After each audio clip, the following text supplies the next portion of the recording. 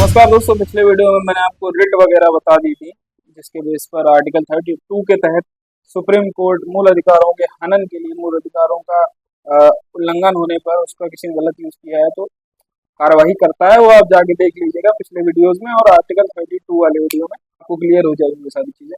इस वीडियो में हम बात करेंगे आर्टिकल 33 के ऊपर। एक्चुअली क्या है, जो आर्टिकल 33, 34 और 35 है, ये जो आखिरी के 3 मूल अधिकार हैं, फंडामेंटल राइट्स हैं, इनमें ये चीजें बताई गई हैं कि किन किन लोगों के लिए हम मूल अधिकार छीन लेंगे जो देश के लिए गलत होता है। आर्टिकल 33 में ये चीज बोली गई है कि कुछ ऐसी चीजें हैं, कुछ ऐसे विभाग कह लीजिए, जिनका हम मूल अधिकार छीन लेंगे क्योंकि वो देश के लिए गलत हो सकता है। इनमें सबसे पहले आती है सेना। सेना में आप अभिव्यक्ति की आज़ादी नहीं कर सकते, कहीं भी कुछ भी बोल नहीं सकते हैं, अपने हिसाब से काम नहीं कर सकते हैं। वहाँ राइट टू सिक्योरिटी पर भी इतना ज़्यादा मत जाइएगा, क्योंकि सीनियर ने जो बोला है वही आपके लिए वहाँ कानून है, वही आपको करना पड़ेगा। सेना के ही हिसाब से काम होगा, आपके पर्सनल हिसाब से कोई काम वहाँ नहीं होगा।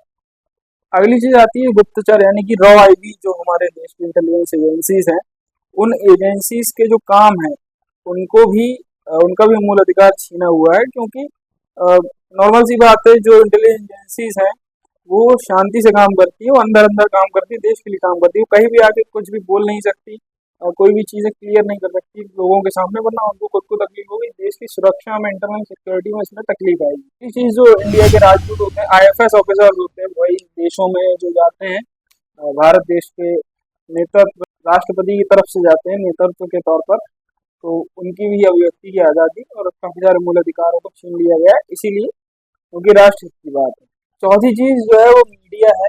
आपको भी याद होगा, मुझे भी याद है, मैं छोटा था उस समय पर जो आतंकी हमले वगैरह इंडिया में हुए हैं, सबसे फेमस था उसमें 26/11 का अटैक, मुंबई अटैक। तो उसमें मीडिया वाले जो कमांडो वगैरह की फोटो वगैरह ले रहे थे, तो उसमें आपने भी देखा होगा कि इंडिया के न्यूज़ चैनल पाकिस्तान में भी चलते हैं, वो लोग उसी को कोऑर्डिनेट करके टीवी में देख देख के बता रहे थे यहाँ कमांडो उतरे, ये हुआ वो हुआ है।